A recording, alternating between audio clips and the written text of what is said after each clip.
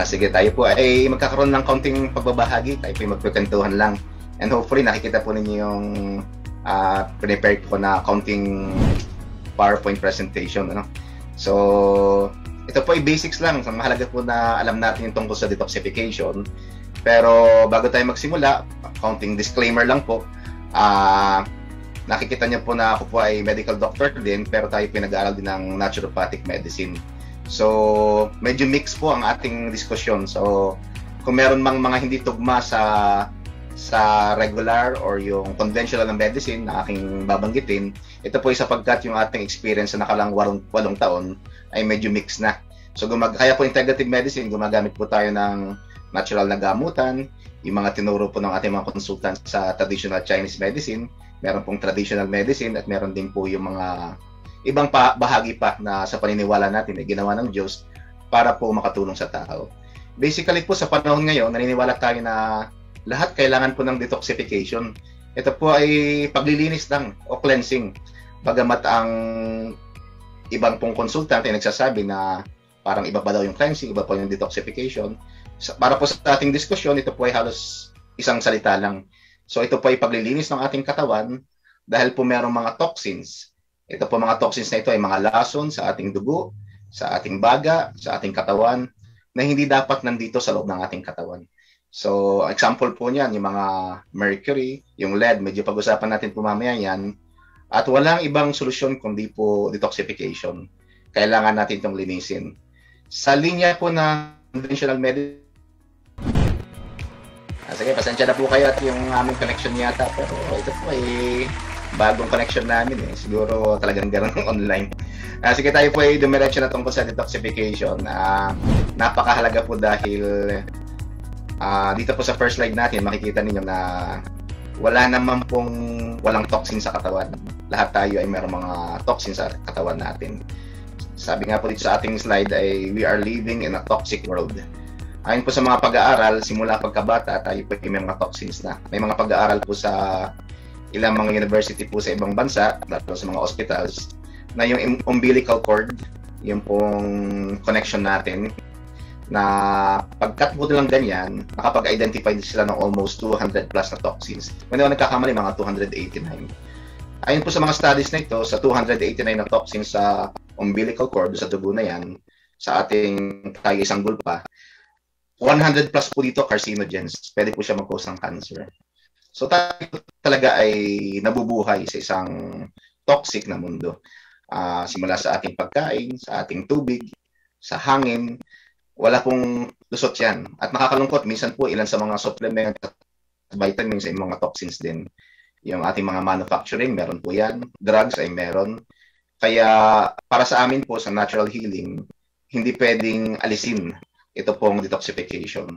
Sabi nga po ng mentor namin galing sa China, ay hindi pwedeng magkaroon ng healing. Healing cannot occur without detoxification. Yan po marahil ang nagiging dahilan bakit po nagtataka tayo na umiinom naman tayo ng gamot, magaganda naman yung ating mga supplements, bakit minsan hindi umepekto? So, papasok po dyan ang detoxification. Lagi siyang bahagi ng ating treatment regimen. So, sa second slide po natin, makikita po natin na ilan po yung mga sources ng mga toxins. Ano? So, ito po yan. Marami pong sources ng toxins. May mga hindi mabasa dyan. Nagahina ba yung connection niya direct? Malakas naman dito eh. Ewan ko lang pagka sa pag-switch ng slides, yun nagka-problem. Ay, gano'n po. Sige po. Tuloy natin, Doc. Kaya, diretso lang yan. Sige. Okay, so pasensya na po sa connection natin sa internet na po tayo. Ako po ito toxic na rin dahil sa bagal ng internet namin. Although ito po ay tinetesting ka naman from time to time. Pagpasensya na lang po yung aking connection. Pero the show must go on. Ating pong pag-usapan pa rin ng ating toxicity. So next slide po tayo para makita po natin yung iba pang mga sources po ng toxins. Sources ng toxins. Ang nakakalungkot po dito ay it's everywhere. Ito po yung mga delikado, yung lead, yung mercury, yung DDT. Matagal na pong pinagbabawal yan, pero sa ngayon, nandyan pa rin siya. Nasa pagkain pa rin natin. Ginagamit pa rin po yun sa agrikultura. Kasi nga po, minsan pinagpapalit, nakakasama na loob, pinagpapalit yung profit. Kailangan po mag-produce ng mas maraming harvest. Pero saludo po tayo sa mga gumagamit ng mga organic farming. Kaya lang, kailangan nating tanggapin yung katotohanan na yung kinakain natin po toxic din. Although, naniniwala tayo na kung ang gagamitin natin pagkain ay mas natural, mas organic, mas may laban po tayo yan pagdating sa ating kalusugan. Pero kung ito po ay process, loaded po yan ng mga toxins. Kung pupunta tayo sa supermarket, tignan niyo yung mga label ng ating food. Hindi nga food ang tawag namin dyan. Tawag namin dyan ay food-like substance. Para siyang pagkain, pero hindi talaga pagkain. So example po, yung mga junk foods na yan, ano po, yan po ay nasa sachet, mga delata, frozen, toxic po lahat yan sa ating katawan. At kung may mababasa po ka dyan mga substance na hindi nyo mabasa, hindi nyo pronounce, hindi nyo may paliwanag kung ano yun, lason po sa katawan yun. Sige, next slide po tayo. Ayan. So, sa kabutihan po, meron naman po tayong paraan para mag-detoxify. Intact po yan. Built-in po sa ating yan. So, napakabuti ng Diyos. Binigyan tayo ng mga organs ng detoxification. At ma-identify natin, sa katawan po natin lahat yan. Sa ibang mga naturopathic doctors, ang intestine po ang bituka, ang ating unang first line of defense. Pero sa ibang grupo naman ay yung liver. So, hindi na natin pagtatalunan po yan. Basta po ang liver, ang bituka, ang skin, ang ating pong respiratory tract. Lahat po napalabas na po detoxification sa pamagitan ng pagdumi, ng ihi, ng pawis, ng plema, ng luha, po'y bahagi ng paglilinis sa ating katawan. Marami pong signs ng mga toxins sa katawan natin. So, some are symptoms ng iba't ibang sakit. So, halimbawa po ang fatigue. So, pwede pong i-interpret yan as chronic fatigue syndrome. Pwede po yung interpret as baka may sakit sa puso or sa baga or mineral deficiency.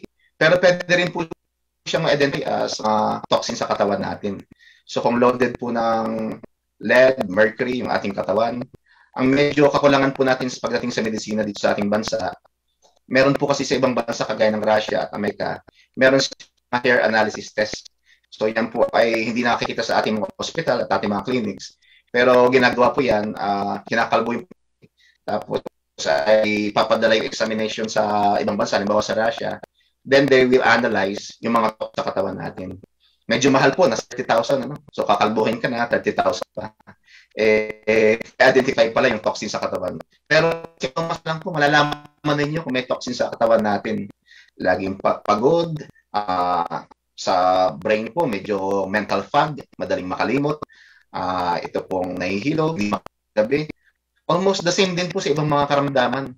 Sign din po yan ng toxicity sa ating katawan. Ito pong blood pressure, hindi makadumi. May mga pasyente po na hindi pinagpapawisan. Ito po yan ay signs of toxicity. So, pwede po natin i-separate na isang kategorya ng sakit ang mga toxins sa katawan. So, meron din po tayong tinatawag na toxic imbalance. Pwede kaya, kung minsan nakakalito po bilang gamot, minsan nakakalito po kung anong, kasi po pagdating sa medisina, pag mali yung process mo, mali din yung iyong treatment. Pero alam niyo po, mas na-enjoy ko ang natural healing kasi po mas simple. Kasi po sa natural healing, it's either toxicity, mga toxins sa katawan, lilinisin mo lang, toxification, or deficiencies. Kung may mga kulang sa katawan, kagaya po ng nutrients, vitamin C, magnesium, ito pong ating chlorophyll, ito pong ating omega acids. Kung kulang po, you inject in. So, papasok po dyan yung supplementation. Kaya, mas simple. Hindi po, although we still diagnose, ako po personally, I still diagnose my patients based on the modern medicine approach. Pero kapag tinignan natin sa bird's eye view ng malawakan, lalabas po marami po konektado sa mga toxins pa rin. Even hypertension po, even diabetes, pwede pong toxicity yan. Pwede rin siyang deficiency, pwede pong kakulangan niya ng mga nutrients sa katawan. Example po sa diabetes, pwedeng kulang ng chromium, o kaya po na manganese, ang magnesium pa rin. So, kaya po, we try to simplify things. Pero ang gusto ko po makita ninyo, lahat tayo ay may mga toxins sa katawan. So, po natin, makikita natin na may mga prepare po, pero mga simple lang po ito para lang mapakita sa inyo yung toxic sa katawan.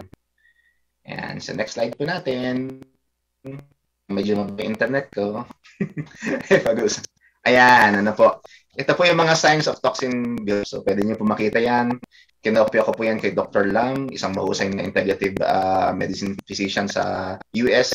Kagaya ko, pinag-mix po namin ang conventional approach sa yung traditional Chinese medicine. So, bagamat minsan yung mga kababayan natin po ay galit sa ibang mga Chinese, pero inaakap pa rin natin po ang kanilang kultura at sistema ng gamutan sapagkat ito po yung mga original kagaya Ayurvedic medicine ng India.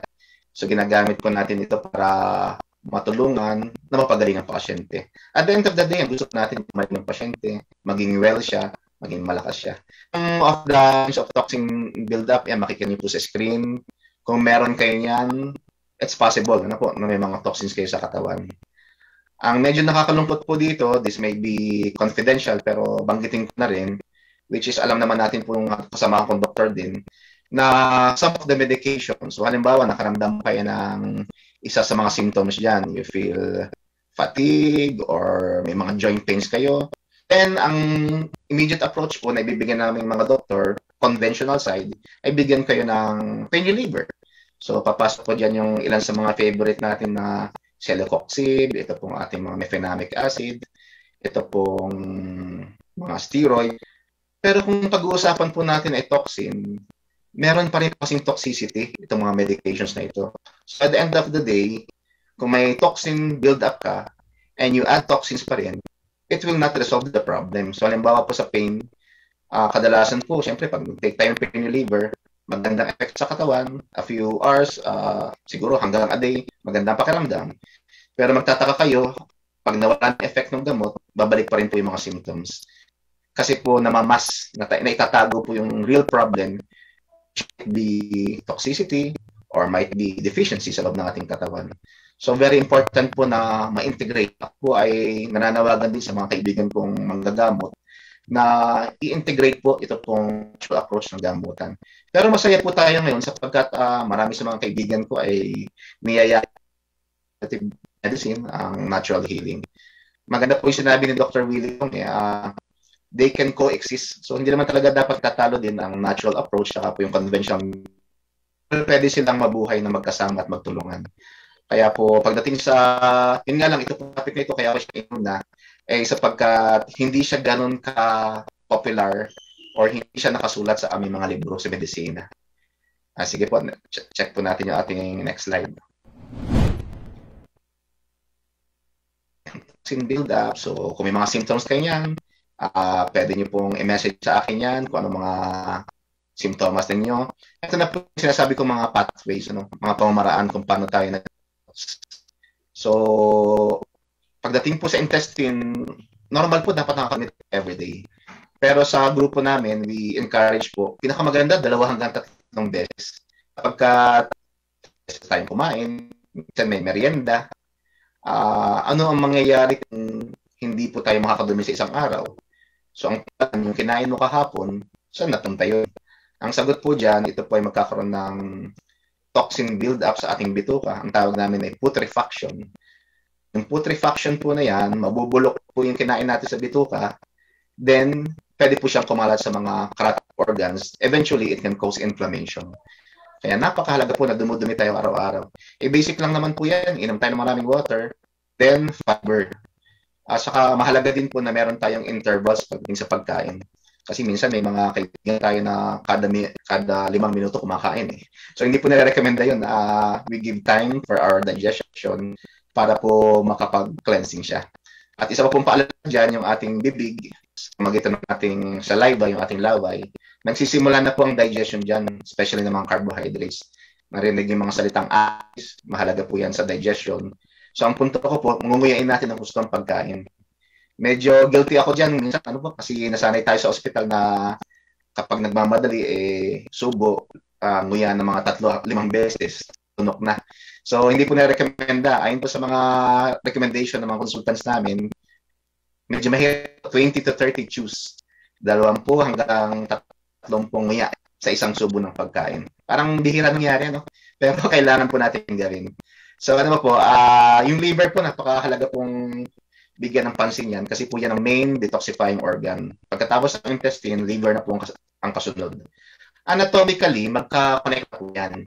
Pag hindi kayo dumudumi araw-araw, magkakaroon po ng effect yan sa ating atay. Kasi po, accessory organ po ng digestive tract ang liver eh. So, very important po na malinis yung bita para malinis din yung atay. Kaya pag ang isang pumunta sa clinic at dumaing po siya ng automatically po damay na agad ang bituka doon. Kailangan linisin po yung atay. Kasi po magkaka-problem din tayo sa absorption ng nutrients, ng mga gamot, ng mga sustansya kung ang ating atay sa bituka ay nagkaka-problema. So ano pa pong mahalaga? Sa liver po, ang gusto ko lang counting tip, simple lang eh. Pagdating sa food, bawasan po natin yung oily, yung malalangis. Yun nga lang, paborito talaga natin po yung oily. Ang turon, ang nanakyu, ang sinangag, fried rice. Fried pa rin po yan. So pakibutin nyo lahat yan. Second po, itong spicy. Naku, favorite ko dati yan, pero binabawasan ko po to protect my liver din.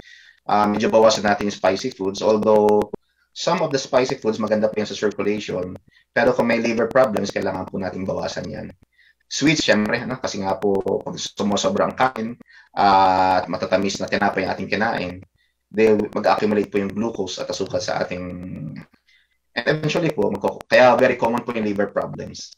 Ngayon po, ang gusto kong ibahagi din pagdating sa liver, ay by the way, yung pumpuyat, kailangan iwasan natin yung sobrang pagpupuyat, ayaw ng liver yan. At one of the emotions na hindi po itinuturo sa medicine, pag lagi tayo nagagalit, yung anger, pag nagkakaroon po tayo ng laging anger emotions, nagagalit tayo, pwede din po mag-react yung liver. And not actually the liver lang, pati po yung ating puso, ating brain. Kaya po, sa mga susunod na diskusyon, talakayan din natin to sa detoxifying the emotions. Kasi bahagi po yan ng ating gamutan. So, ano pa po yung skin? Ano po tayong pinagpapawis? Kahit malamig ang panahon, try our best na makapaglakad, aerobic walking, para po mapaganda natin yung ating skin. Kasi po, dumalabas ang toxins dyan eh. Pinapakinggan ko hapon si Dr. Bruce Lee, yung isa sa pinapanood. Sabi po niya, talagang first line of defense yung skin natin. Kaya hanggat maaari, ang nilalagay po natin dyan mga cosmetic, ating sabon, hopefully mas mga natural source. Hindi na po magbabanggit ng brand, pero marami mga brands na pwede makatulong dyan. Hopefully po makadevelop din ng dagdag na brands sa ating company po cosmetics kasi toxic po yan. Yung may mga shampoo po, may mga pabango, mga detergents, puro toxic po yan sa ating katawan. Kaya hopefully magkaroon tayo ng mga mas natural grade. Sa skin po, makakatulong po itong body scrubbing. We highly recommend that. May nabibili po tayong loofah, yung panghilod na maganda po yan gamitin kapag naliligo tayo kasi po it will pawis, ihi, respiratory tract, babalik po tayo sa exercise. Kailangan yung breathing exercise. Banggitin ko po saglit about Wim Hof breathing. Si Wim Hof po ay isa sa tawag namin po dyan, superhuman eh. Pero makikita niyo po sa YouTube. W-I-M Wim Hof, H-O-F. Siya po ay may scientific data about breathing exercise. Inhale, exhale lang. Pero kung nag-inhale, exhale tayo, that will help in detoxification. Kasi may mga lumalabas po na toxins sa ating katawan when we do breathing exercise. So next slide po tayo. Sa bakas hindi na napuputol. Natotoxic po ako pagka. Ayan, banggitin ko lang po ng kaunti. Ito ay more of Chinese medicine. Hindi po detoxification lang ang effect ng liver. So, siya po ay nakikita niyo sa salita diyang QI, we pronounce that as po, sabi ng mga mentor namin, immune system yan eh. Pero ang definition po ng Chinese medicine dyan is life force or vital force. Meron tayo niyan sa katawan. Energy. Connected po liver dyan. So, kung may hina yung liver, mapapansin natin sa mga pasyente, parang tamlay, mahina, laging pagod. Tapos po, yung mga joint pains, ginagamot natin ng pain reliever po, ang mga rayuma. Namin liver, improve po ang mga pain ng mga pasyente. Then, po ang marami sa ating mga pasyente, kasi may pinaprescribe po ako ng mga pang-cleanse ng liver, specifically galing po sa ating sa PHP. Lumilinaw yung kanilang mata. So, halimbawa, nag-cleanse kami ng liver, may fatty liver. Nagtataka po ang maraming pasyente, bakit lumilinaw yung mata ko? Parang ayaw pa yata nila, no? Pero kung tutuusin, connected po yan sa liver natin. Ano? Hindi naturo yan sa amin sa medisina. Pero sa madaling paliwanag, pag nalinis yung ating liver, yung mga toxins po that can cause toxicity, it still circulates sa ating katawan, pwede yung umabot sa ating utak, eventually sa ating mata. Pero tama po ang medisina dyan na kapag may hepatitis at naninilaw yung pasyente, it will reflect in our eyes. Makikita po natin yan sa ating mga mata. So, ilike ko po ng konting liver, pero we'll have a deeper discussion yan sa mga susunod na linggo para po mabigyan kayo ng dagdag na kaalaman. Mayaman po sa kaalaman ang natural medicine, ang Ayurvedic medicine. Ito po hindi natin binabaliwala sapagkat ito ay ginawa pa rin ng Diyos na paraan ng pagpapagaling. Para pa sa akin, basta gumagaling ang pasyente, kung yan po ay simpleng natural medicine or hilot or acupuncture or counseling, syempre kasama ating conventional medicine, yung gawa ng Diyos. Next slide po tayo. Yan. So, ito po, ilang mga tips lang po to how to improve your body's detoxification process. Ginawa ko pong dyan yung process. So, ibig sabihin, you cannot expect detoxification for 1 week or 1 month. Ang sinasabi ko po dyan, ang buhay kasi ng ating red blood cells is 120 days. More or less, that's 4 months. So, pinakamaikli po yan, 4 months ang cleansing. So, kung you feel na you are toxic enough, kailangan po mag-cleanse kayo ng at least 4 months. Pero kung yan po isasama natin ng exercise, fasting, some natural medicine, pwede po mapaikli yan. Pero ang gusto kong sabihin po dito, it's a process. You do not expect sa natural medicine na magaling ka.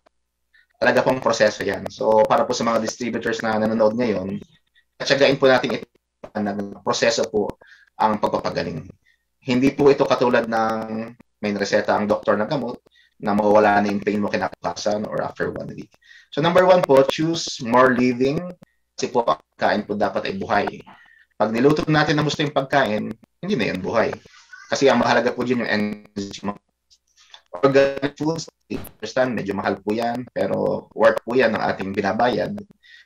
Pag loaded with pesticides, hindi natin may enjoy o hindi po natin magbe-benefits sa pagkain natin. Sa meat, yung free range, mga makikita po kayo sa supermarket na nakalagay free range, ibig sabihin yan po ipakawala, hindi po masyadong control yung environment ng chicken o ng baboy, at saka yung mga lean meats, kung kailangan po natin ng protina. Number 2, choose clean, pure, and filtered water. So, very important po na malinis yung ating tubig. Ito po ay hindi naman against sa mga may-ari ng water filtering station, pero ito po ang patakaran nila dyan. Mahalaga po na nag-upgrade sila at tinetest nila from time to time yung kanilang water filtering. Pero personally, we use po yung mga filtering, yung po may mga filter na water filter na meron po siyang mga parang stones. So, very important yan kasi it stimulates pong spring water. Ang talaga pong sure na best water para sa atin is the spring water. Kaya polluted na. Wala na tayong mga sources po niyan. Kaya hopefully we can, hindi ko masyadong recommend ang bottled water kasi po nakastock siya na matagal and meron pong leaching nangyayari. So toxic din po ang ininom nating tubig pero we can invest kahit pa paano simpleng mga water filters para na meron pong mga bato, may active charcoal dyan. Malaking tulong po yan sa ating cleansing. Number 3 is choose more natural clean alternatives sa bahay. Ito po medyo problema natin yan kasi po dagdag gas lang yung pong ating nilalagay sa CR.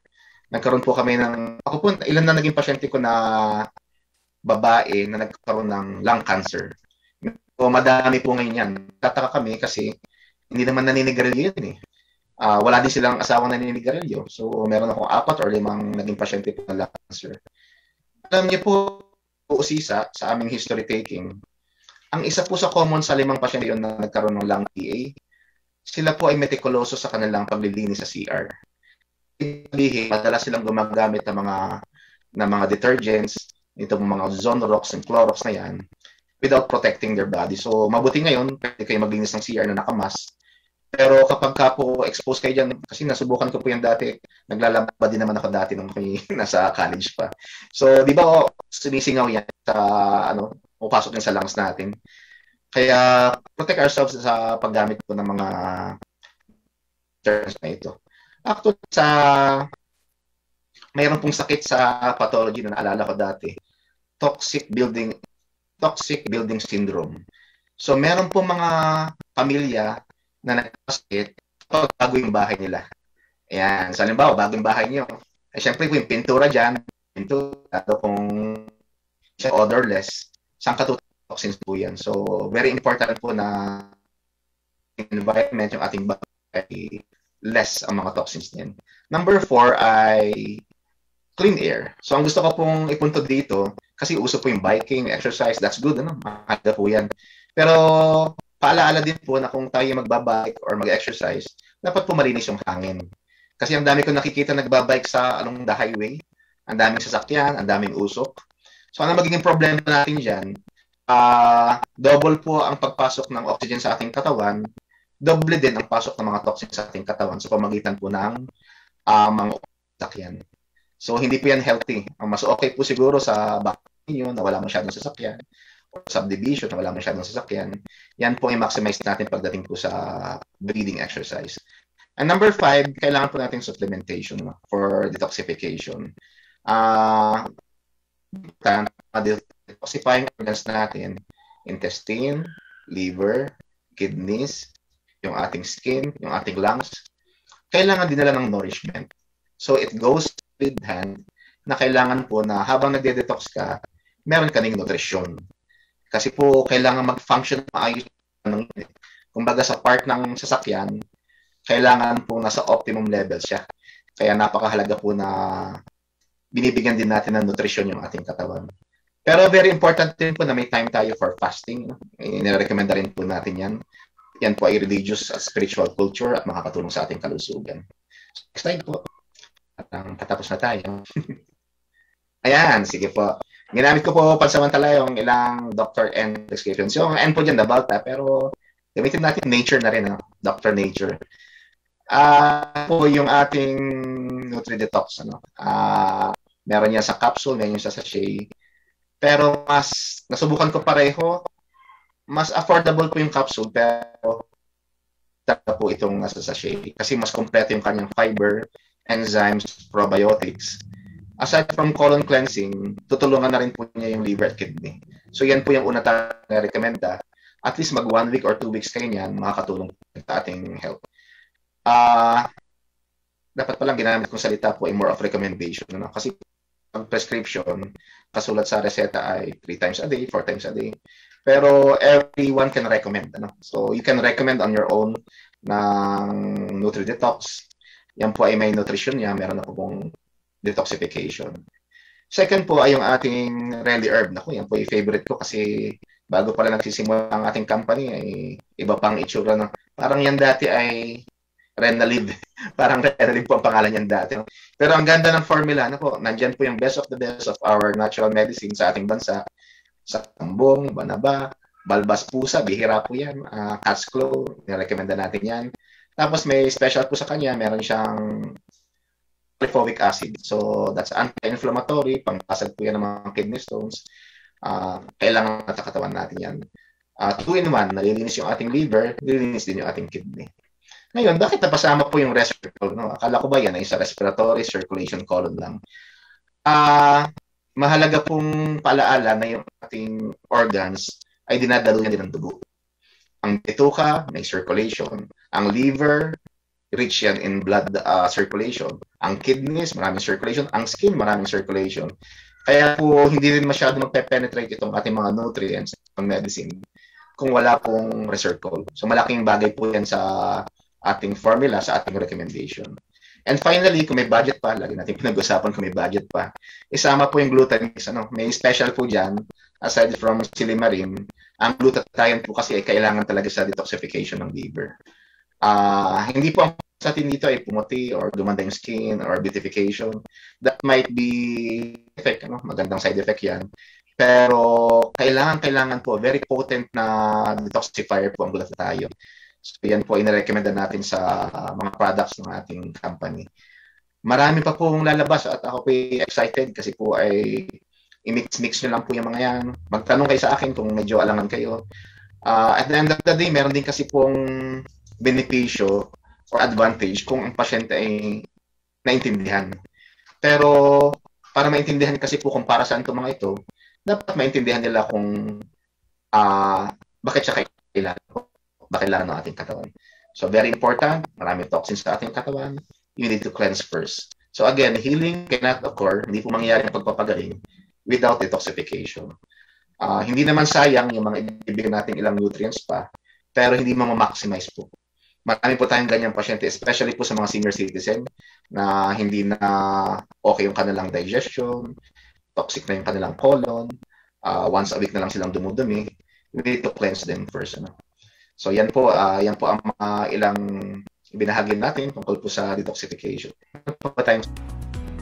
Po ba, Doc Robert, may kapasidad po ba na ma-detox natin ang mga COVID vaccine? Ay, ibig sabihin yung mga na-vaccine, Doc, tapos kaya bang i-detox natin yung vaccine na tumakas sa kanila? Sige po, medyo maselang topic po yung vaccine, pero ang stand ko po dyan, kailangan nyo ng ating katawan. Ayon po sa mga consultants namin, lalo sa mga galing sa Amerika, kailangan pong ready yung katawan natin na tumanggap ng vaccine. Pero sa panahon ng pandemic, you need to receive that. And ang hindi natin sigurado kung ano ang... Pero hindi na kailangan siguro. Pero sa amin, bilang mga doktor, gusto namin malaman yung mga laman din ng mga vaccines. Pero syempre, sinasabi po ng WHO, ng ating DOH, na yan po ay safe, yan ay effective. Hindi rin natin maalis sa ating isipan dahil may mga balita rin naman talaga na lumalabas ng toxicity. Kagaya po ng meron nagkakaroon ng blood clots, meron pong nagkakaroon ng severe allergy. So hindi po maiiwasan yan at sinasabi naman talaga na bahagi din. Pero tama po, kailangan nating isa ang detoxification. Hindi naman maapektuhan po yung potency ng mga vaccine na papasok sa ating katawan. Pero mahalaga din po na patuloy natin siyang linisin. Kasi po, pwedeng interpret pa rin po ng liver, ng lymphatic system, ng ating kidneys, na foreign body po yung mga yan. Kasi po, hindi naman natural ang vaccine sa ating katawan. So kung ito po yung ma-identify ng katawan natin as foreign body, kailangan pong i-cleanse siya, linisin. So yung mga recommend ko pong recommendation kanina ng mga product, that can really help. Laking tulong po yan. Pero again, hindi natin pwedeng isisi sa vaccine lang. Yung lifestyle po natin, kailangan natin yan. Hindi rin tayo maging healthy kapag lagi tayong puyat, meron tayong kumain ng mga kontrolong pagkain, spicy, oily at matatamis. Kung tayo po ay kulang sa nutrients, ang katawan po natin talaga ay multifactorial. Yan po ay interplay ng iba't ibang bahagi ng ating pagpapagaling. Pero sa integrative medicine, that's physical, yung ating psychological, emotional, ating pagpapagaling. So, iba-iba po yan kasi may mga cases po naman na sobrang natakot sila habang nasa pila sa vaccine, tumaas yung presyon, nagkaroon ng allergic reaction. Yung stress po sa pagpila, yan po pwede rin mag-cause ng toxicity sa ating katawan. Ang kasi po mental toxins sa ating isipan. Pero sa tanong po, I highly recommend mag-take po ng NutriDetox Plus o yung pong capsule natin, Premium NutriDetox. Kasi po malaking tulong yan. Plus, kailangan damihan po yung water. Kasi madidefeat po ng cleansing kung walang carrier na tubig sa ating mga organs, sa ating katawan. Po, may mga question. Salamat, Doc. So, ito po yung tanong ni Samsel de Guzman, Batak. Winner din natin kanina. Meron pa pong tanong dito, Doc, gusto ko pong malaman, galing kay Ma'am Adelaida Hersan, gusto ko pong malaman ang dosage ng detox natin. Ayan. So, magiging safe po tayo sa recommendation kasi po, ang dosage ay ginagamit natin more of pharmaceutical. Halimbawa, mefenamic acid, 500 mg, 6 hours every 8 hours. Yun po, dosaging ang tawag doon. Pero gamitin na lang po natin yung salitang recommendation. At ito po ay nakadepende pa rin sa pasyente. Ang magandang tingnan po dyan ay yung body build at lampas po 80 kilos. Pwede tayong mag 3 to 4 times a day. Itong Premium NutriDetox Capsule. Kung naman ito pong ating NutriDetox Plus, sa tingin ko, po yung once or twice a day. Pero yan po ay customized. Iba-iba po yan. Nire-recommend ko rin na magsimula po sa mababang oxygen, sa mababang dami ng pag-inom para po hindi mabigla yung pasyente. Pero kung may mga sakit at talaga pong full-blown ng kanilang mga diseases, isa po, pwede nyo kumpungin. Tangin nyo rin po ang kanilang attending physician kung may kaalaman po sa natural medicine para po mabigyan natin ng tamang recommendation. Although ang ating pong company ay nagbibigay din po ng mga tamang recommendation, pero sa akin pong experience ng ilang HP, iba-iba po ang yung iba ay okay na sa once a day, yung iba ay 2 times a day. Yun po yung toxicity levels nila. Tanungin niyo rin sila kung sila ba nakakaramdam ng mga symptoms ng problema sa pagdumi, hindi pinagpapawitan. Kapag mga very toxic po yan, you need to take more, mas madami. Plus dagdagan pa ng resveratrol, ng curcumin plant, di po ang belly herb. Tapos tignan nyo rin yung budget, syempre, kasi very important po dito yung kanilang compliance. Bali wala po yan kung masisimulan nyo tapos hindi naman niya matatapos. Sayang, ang mangyayari po dyan, baka magkaroon lang ng healing crisis, hindi lang nila maituloy po yung kanilang pag-take. Ang masama po dyan, magiging pangit pang tingin nila sa mga product natin. So, case-to-case basis po. Pero to play it safe, you may start 2 times a day, 3 times a day, at least for 1, 2, 3 months or 4 months. Pinakamatagal. Ayun lang po. Ayun. So, follow-up questions po, katulad din ng tanong ni Ma'am Imelda Bastos, nasagot na po ni si Doc. Ilang months daw po yung detox process? Yes. 3 to 4 months po. 3 to 4 months po ang recommendation. All mga pasyente po na lesser yung toxin sa katawan, punta sa clinic, iniiwasan na naman yung mga toxic food, nag-exercise naman. Nakakita po ako na minsan 3 weeks to 4 weeks lang nakakita po yung kanilang system.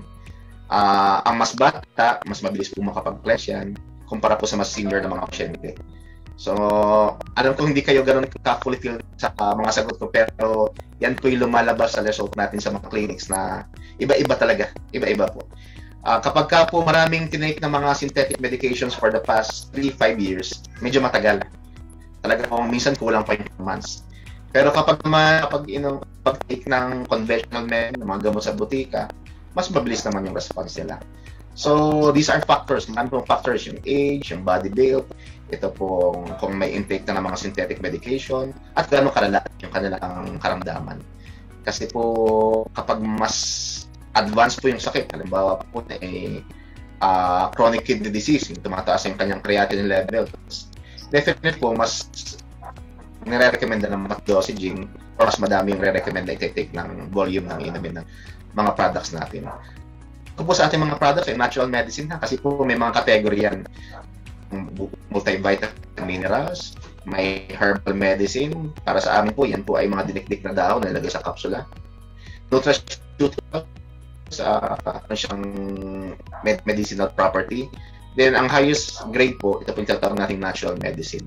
Halos kapareho na rin po ang effect niya ng mga gamot pika, pero ang source po niya ay natural.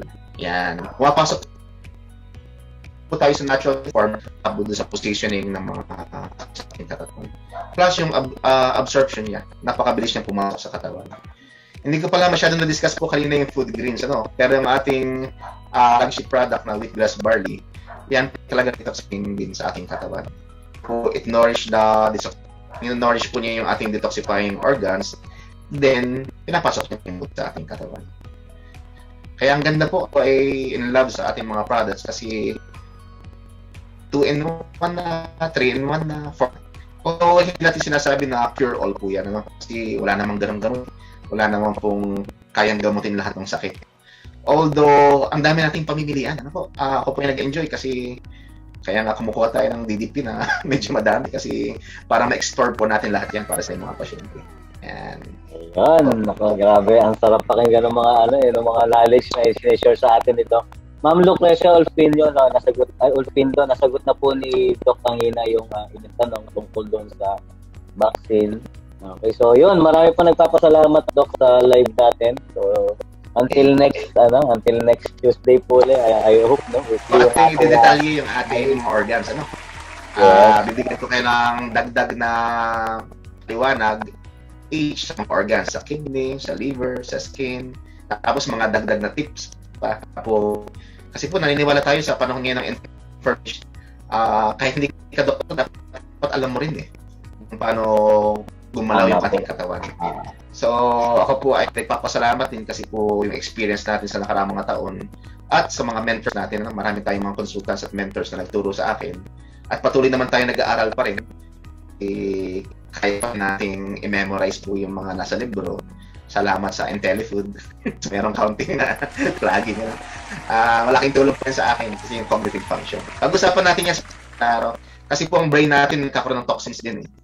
Pag-usapan natin yan. Maraming toxins sa utak.